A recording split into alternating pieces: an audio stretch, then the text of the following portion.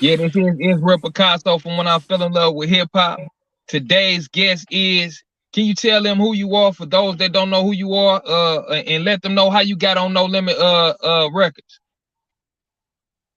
Platinum No Limit rap artist, Mr. Serv-On from Uptown New Orleans, Third Wall, 6 and B. You know what I'm saying? Home of UNLV. So just getting on No Limit, man. It was, me and KLC, the drum major, platinum, multi-platinum producer. One of the best to ever do it. Uh, we was going for it, man, and we was going out to Atlanta actually to meet with Jermaine Dupri, trying to meet Jermaine through somebody, a hookup we had, and went to this Jack the Rappers thing, man. And so first we ain't have no tickets, man, and to get in and I always say this, man, these guys, you know what I'm saying? In fact, one of them hit me one day and say, man, you don't remember me. Well, I just put it like this. We end up with their 2 passes. You know what I'm saying? Because we Yeah, had to get in there, man. We wanted it that bad. And so we got in there, and in between Luke Skywalker and Death Row, big fight, I run into P, Silk, and C. And, I'm like, what y'all out here for? We told him we was out here. He told us what he was doing. And was like, he putting together this down south hustlers thing, man, come up, he ought to come check me out or whatever. And then we gave him, my cassette, to listen to, which had a song called Gotta Get My Serv-On. And so, before we know it, he was talking about us coming up there. And then we saw a song on West Coast Bad Boys where he used the hook from yeah, my song. So, we reached out and he was like, man, I want y'all to come up here, do some songs, man. And so, by P being somebody I grew up under, that was really my guy, especially on the basketball court, like a big brother, yeah, we took the chance, went up there, and everything he said he was going to do, man, when we got there. The money was right when we got there. He already had, No Limit chains and jackets for us, Mia, and KL. And so then the rest was history. yeah. So how did you get the name Mr. Serv-On, man? Well, I'm gonna say it like this, man. I'm not proud of it. You know what I'm saying? Because when you grow in life, so for me, man, I was in the military and I got discharged, put out the military for drug distribution, speculation of drug distribution. You know how that go. And Yeah, so kind of went to the university, as they call it, for a short period of time. So when I came home, I was already rapping, wanted to rap and doing.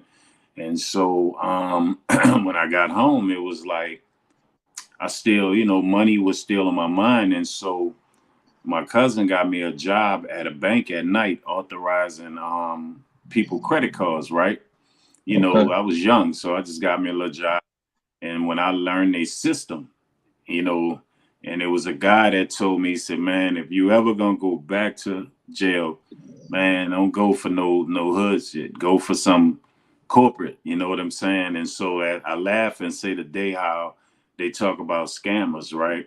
Yeah, And that wasn't a word back then, you know what I'm saying? So for me, I learned that whole system. And when I learned that system, I learned the credit card and the check system. And so I became that person, like, say, for instance, you starting your podcast, right? And you yeah, need all the equipment. right. You told me the equipment was 800. I tell you, give me 3 days and a UPS guy going to drop it off to you and give me 400 and and I got you. Yeah, And so I was doing the credit card check thing, you know what I'm saying, to a big way, and to the point, I had almost 30 people under me, you know what I'm saying? And so, we had all types of stuff, man, back then. And it was just, and a guy, Big Mo, he's no longer with us. His thing was, he was like, man, you be serving, man, you get your serve on. And he yeah. said, so, because my rap name was C Rock, right? My Okay. first rap name. So he started calling me Serv-On, because we used to joke, and he was like, I used to tell him, I was, look, man, I could sell you a sock with a hole in the big toe, man, in Alaska, dog, during the winter, and you still gonna be warm. You know what I'm saying? I Okay. mean, and I got it to a point where I could say me and my crew was part of the reason they started showing IDs to let you write checks back in New Orleans, because Damn. we was everywhere, man. I had connects at the DMV, the IDs. I had, people working in banks, just a lot of stuff, man. Me and my whole crew, and so that's what it was. You know what I'm saying? And that's where Serv-On came from. Me and KL, we was walking around, man, $300-$400 basketball jerseys on, man. Every pair of Jordans, man. Every pair of Barclays, you name it. You know what I'm saying? We had it because I had people working Foot Lockers. I had people working grocery stores. You know what I'm saying? And it was like, I'm gonna take care of you. You let me roll through here, and then my crew, we did it all. So that's where Serv-On came from. And then MC8 had a song. You know what I'm saying? Way Straight Up Minutes, which MC8 is one of my, you know what I'm saying? Like, one of Yeah. my Oh yeah. hero rappers. He definitely in that top 10. Yeah, and he had a song in a part of it. He said, "Gotta get my Serv-On, but niggas, you don't hear me though." So KL took that and looped that, and that was the song "Gotta Get My Serv-On." Where I Oh was just damn, that's talking about, tight. man, and so the funny part about it, when I finally met him, and there's no disrespect to him, he's still one of my favorites. I Yeah. was like, "Yo, man, I got my name from you, right? That's where Yeah. my name come from, your song." He like, "All right, cuz," and kept moving. I said, "Damn, like that," And Damn. so I'm more or less like, nigga, I'm a platinum artist, nigga. So it's all good though. But he's still one of my favorites. You know what I'm saying? Yeah. And so I even wore the Miami jersey he wore in the Straight Up Minutes video. I bought that jersey. I had that whole outfit. Yeah. You know what I'm saying? So yeah, that's what Serv-On came from, man. You know, Okay. doing the Okay. corporate, move. You know what I'm saying? Yeah.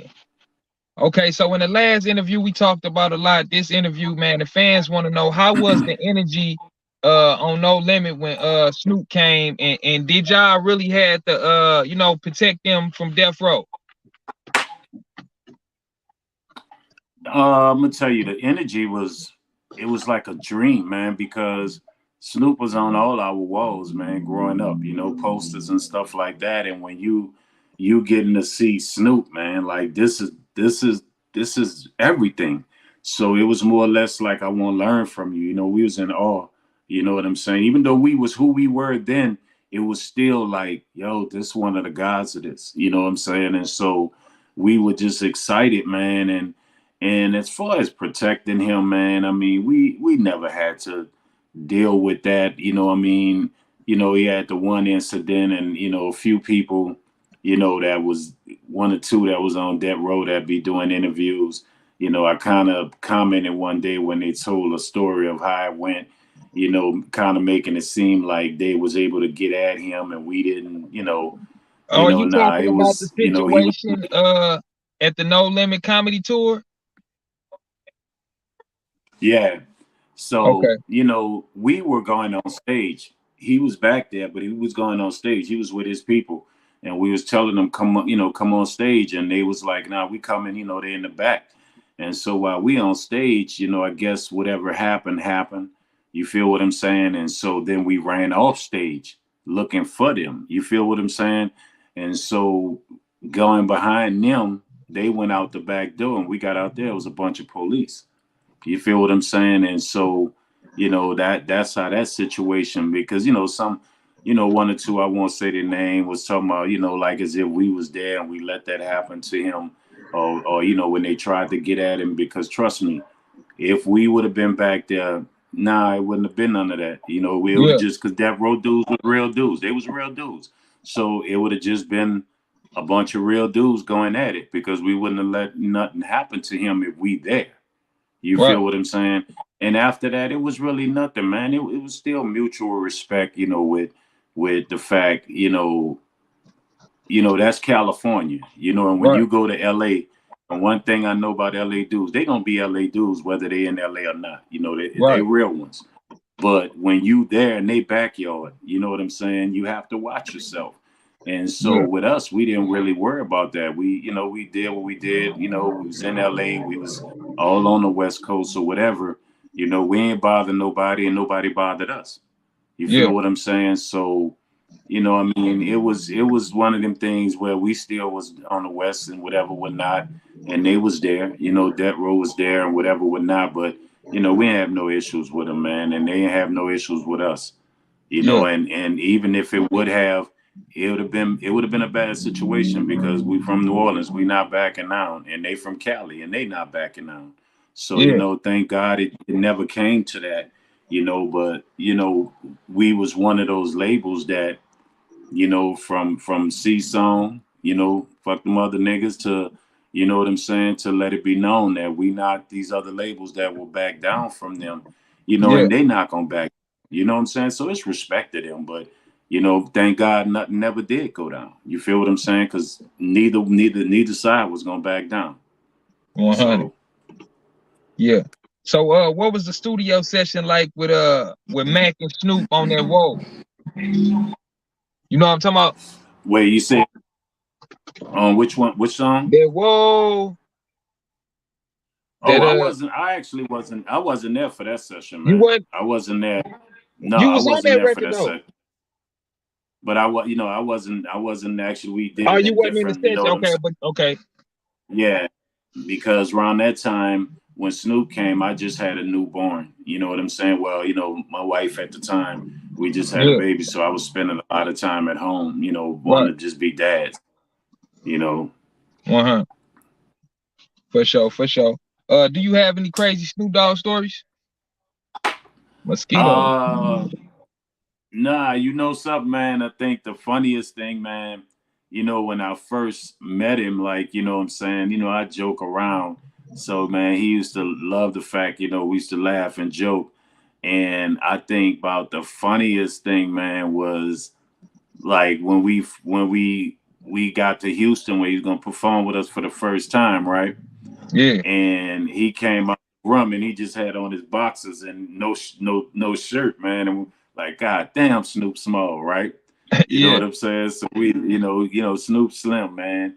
And so, but you know, it's more or less. I have more of a real story with him, a learning experience. Yeah. You know, when I was doing the next level, he was in there. You know, he had just got there, and we was in Cali, you know, recording, and I wanted to go to the swap meet and grab me some of them beefy tees, the thick white t-shirts, and the corduroy slippers and all that. And I'm just tripping like, man, I won't, man, look, y'all go just finish doing what you're doing. And so I went to Snoop, like, bro, this is what I need. On, you know what I'm saying? Blah blah blah. He was like, nephew. It was real. You know, he was like, nephew. He said, man, you got people that you could send to go do that. Don't worry about that. He said, look where y'all at. Look where I'm at. I'm here coming to get a second breath of wind with you guys. You need to work. You need to handle Mhm. your business. Stay here and work. Don't be worrying about that. This shit can go away tomorrow, cuz you understand what I'm saying.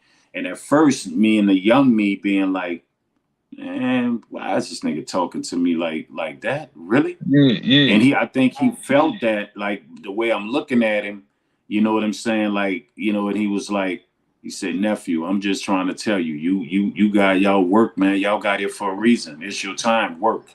Don't worry Yeah. about that. We'll send somebody. This shit ain't promised. You ain't promised tomorrow to be doing this. And Yeah. he's like, you understand? I said, yeah, I respect it That's now. I real. understand. And I got in there and I worked. I didn't worry about nothing else no more, you know. And Fucking I mosquito. took that advice like it was real. Yeah. You feel what I'm saying? He was just telling me like this shit can all end tomorrow. You worrying about small bullshit. Send somebody. We could send somebody to go get that. Don't you be worrying about that. Stay in here and work. Type shit. All right. Did Mystical and C Murder really have a fist fight? No, man. Man, They what ain't is never so had no. straight up, man? Unless Motherfuckers. unless I wasn't around, but something like that, everybody would have knew, man. They never had Yeah. no fist fight, man.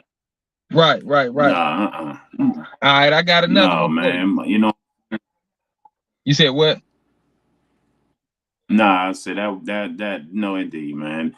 You know, C was cool people's, man. People got the wrong impression of who C was, and Mystical was definitely just good people's, man. And they never had any of that type of interaction, man. Yeah. Okay. Did Master P really sign Tupac?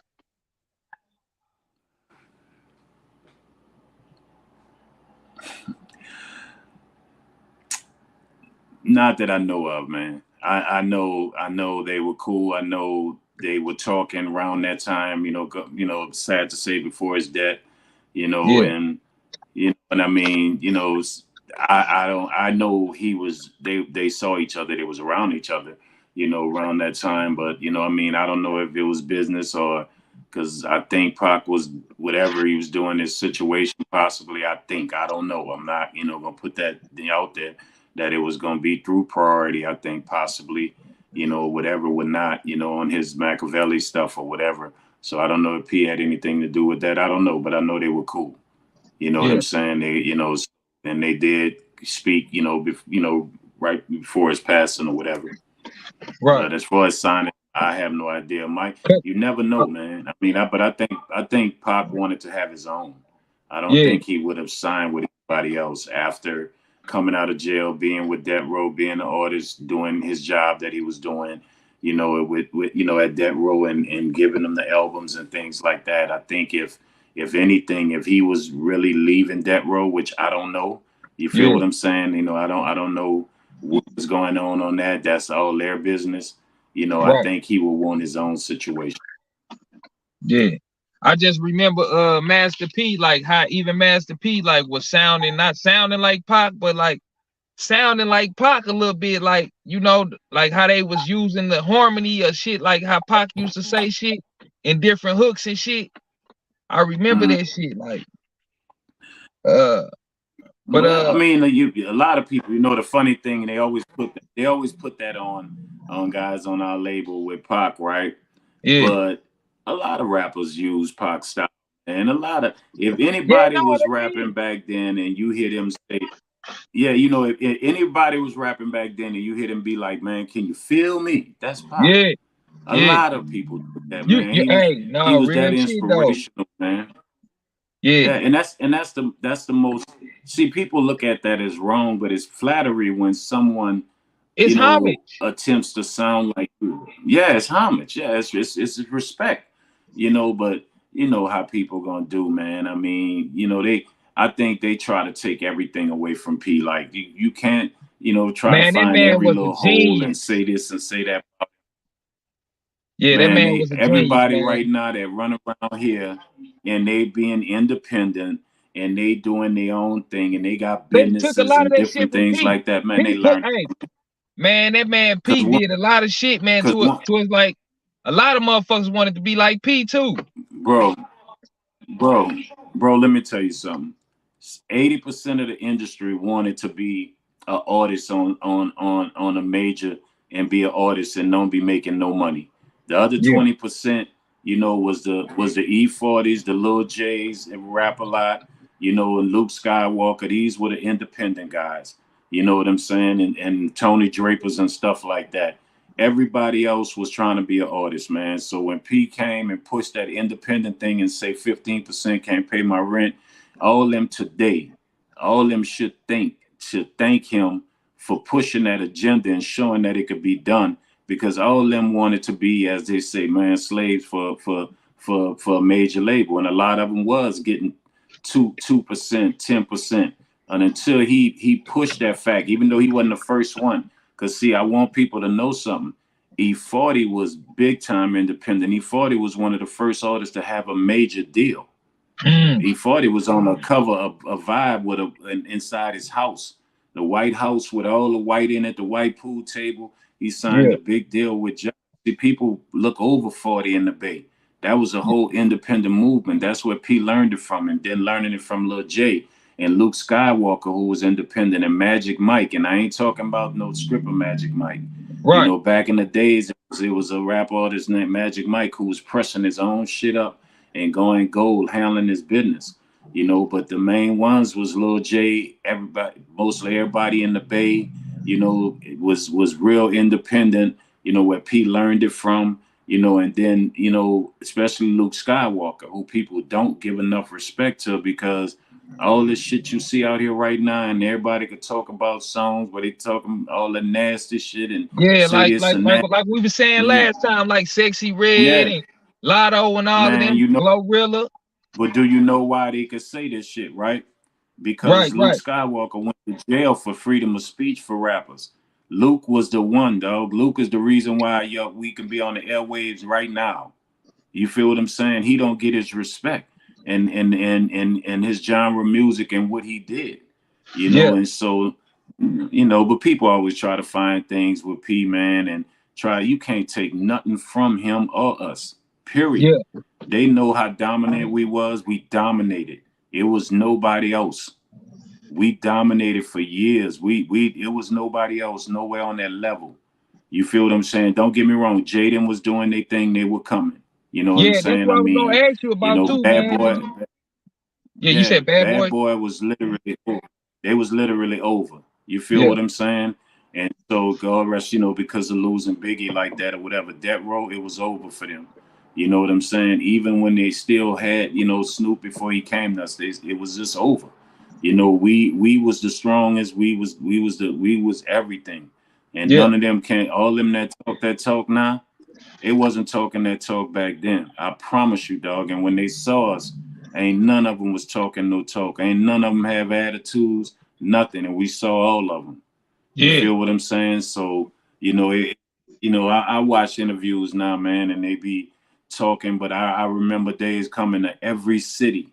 And if it was a rapper that was out there back then and they had a name, we touched their city, we spoke, they spoke, and we kept moving. Ain't nobody talk tough, ain't nobody not speak, nothing. yeah, And that's every city we went to, all yeah, across the United States, whether it's from New yeah, York to LA to the Bay to Texas to Florida, you name it, Chicago, man. We had, we didn't yeah, have no issues. People, ain't nobody make that mistake. And all these rappers, some of them that I see now, bro, they ain't talk like that. They ain't act like that. They, when they say little jokes about P and all that stuff, and I'll be looking at the shit and I'll be like, yeah. damn, Shout out I to don't Master remember P, you. man. I don't remember the energy.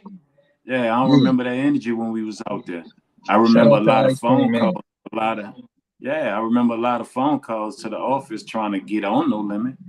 You know Yeah, what I'm saying? But I won't say names because I still live by a code. yeah, But it's cool though. They know yeah. what it is. They'll see this and they know what I'm talking about. Right. And what I was gonna ask you about, do you remember the time where Jay-Z tried to pay the 100K for the Silk the Soccer verse? Was you around that time? I didn't know about. I know when he came to, when they did the song. You know what Yeah, I'm saying? Jay was always stand up, man. I mean, I knew of Jay and cross paths with Jay even way back when he was in Virginia. When they asked about it, was he really hustling? I saw it firsthand. I know for a fact he was on that level with it. Even before around when Hawaiian Sophie was out with Jazz, with the legendary Jazz, who so did the song Jay-Z Hawaiian was with, Sophie. when he was talking about, I came in the game 100 grand strong, 99 to be exact, from grinding G-Packs. He really was doing that shit. He was really doing it. If you listen to Never Change, he talk about Virginia, and that's where I was at, and so I knew people that, knew him, and when he would be down, nah, he was hustling for real. I Yeah, mean, he had his guys or whatever, whatnot, but I knew that back then, just being in the studios and in Virginia in the little circuit and everything, and then I was doing my thing, coming home, grabbing, going back up, then going down to North Carolina with my guys and do my thing, even though I was in the Navy.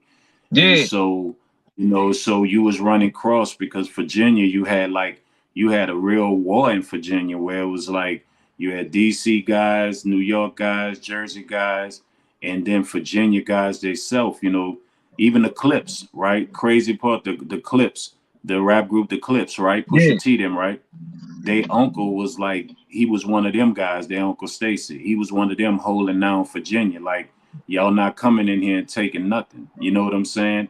So I was living in Virginia around that time when you had DC and New York going at it over Virginia streets and Jersey dudes going at it and then Virginia dudes holding down their street and then everybody going down to Carolina and hustle. because the money was in North Carolina. You know what I'm saying? Carolina dudes had money, so people was going down there. You know what I'm saying? Trying to make money, and Yeah. Carolina dudes wasn't no joke at that time. That whole East Coast situation. That's when Virginia Beach was like the shit. So you Mm. had everybody that was down there, and Jay was down there. So I always tell people, Jay, Fat Joe, Baby from Cash Money, they really did what they really did what they rapped about. Yeah. You know what I'm saying? Fat Joe for real. Yeah. For real. Saw it with my own eyes, man. Shout out Jay Fat Joe, knew man. about it. Yeah, man. Joey Crack, man. It wasn't that name wasn't fake. You feel what Yeah. I'm saying? So and Baby from Cash Money, that's the homie. I knew that for Right. a fact. Right. You went to Even school with before him, right? rap. Yeah, we went to grammar school together, played ball together, basketball, football, baseball, but and his brother Eldrick, they was getting it. He's not telling no lies. He was getting it. I'm talking about in high school, pockets full of fucking put money, candy paint on the in fact, we see this, he gonna know what I'm talking about. He had a purple, I think it was a Benz station wagon or a Taurus, whichever one. It was a Benz, I think, and it was purple sitting on gold D's, and he was in high school. You feel Mm. what I'm saying? Pockets, money. You get what I'm saying? Polo, ballet, everything. You know what I'm saying? So, Yeah. but I know for a fact, Fat Joe. I know for a fact, Jay. You know what I'm saying? I don't speak about my people. You know what I'm saying? But these people that people wonder, nah, they they did They it was for them. real. I They can't was speak. yeah. I can't speak on everybody else. They might just be telling stories, but I know the people that I know for a fact. Yeah, man. I come from, man. Look, I'm gonna just tell you some shit about me, man. My uncle Larry, man, he was a kingpin, man. He in the feds right now. He doing life in the feds, man. He was a kingpin, man. Look up and do some Wow. history on him, man. Yeah, man, it was crazy, man. It was like he was working for the Colombians and shit. It was crazy. He got a book out right now, man. Matter of fact, he got a book right now, man. What's his name? Larry what? Larry Flanoy, yeah, check him out. Larry Flanoy. The same name familiar. Yeah, yeah. And we finna get Mm. out of here, man. But I want to ask you a few questions before we get out of here, man. Can you detail about the Vibe phones and your deal about the sports agency? Well, we have the headphones coming, man, which we're gonna change the business, man. Okay. We're gonna be able to, with the headphones. Of course, we got a lot of athletes they're gonna have their own headphones, their signature headphones with their playlists on it, because we have the app coming, Vibe World Vibe app, streaming app, but it's gonna be different, where artists finally gonna be able to make money and control their money and control their destiny, and their money gonna be right there for them as they sell and stream. We're about to change the game, and then we also, with our headphones, and we done struck a few deals where your favorite artist, you'll be able to get his whole catalog on he'll have his own headphones. You know what I mean? Where guys gonna be able to make additional money now. And then we getting into the phone business. Watch my wrist. Oh, damn. Okay. Yes, sir. Hold up. I'm watching. Let me see. Man, y'all tap in with OG, man. About to go there. About to go. That's Instagram. Oh, damn. That's the phone. You know what I'm saying? That's Man, actually that's my other phone. crazy. Hey, them gonna sell out, OG. Them gonna sell out. We doing something different, man. And then the difference is we're being more of even a distributor. So if an artist decide he want his own Vibe phone line, we'll make sure that he get his own Vibe phone line, man, his own phone company and everything, man. We bringing additional money now to Oh, artists and man, to that's athletes. lovely. We doing revenue sharing. And we got our own Vibe candy coming out. It's something new, freeze dried candy, which is gonna be the new thing, man. So, and then Vibe World Sports Agency, man. Congratulations. We got a player that just got picked up, man, with the Green Bay Packers, man. And we got a few players coming up in this draft, especially Lance Robinson Jr. He's a cornerback for Tulane University. He's gonna be one of them. He's a dog, man. and we Okay. have several other players. Elijah Fields at Southern. You know, we got basketball players that we're talking to right now because we have Vibe World Sports Agency. You know, along with my partner, which is Avion Kason, and you from the Lou, right? Yes, sir. He played with the St. Louis Rams with Marshall Falk and them. You know what I'm Okay. saying? He Yeah, played for yeah. Detroit and Dallas Cowboys, Avion Kason. And so that's my partner, you know, with Vibe World for everything that we doing. We got Vibe World Collective, which is marketing and branding and image branding and product branding for athletes and for rappers, for individuals. So everybody will be hearing more about it. We about to do the release statement in a minute. Um, I got a few albums coming out since we last talked. I decided to just go ahead and vote and bring some songs out. Man, So, that's my what I'm birthday talking about, September. OG.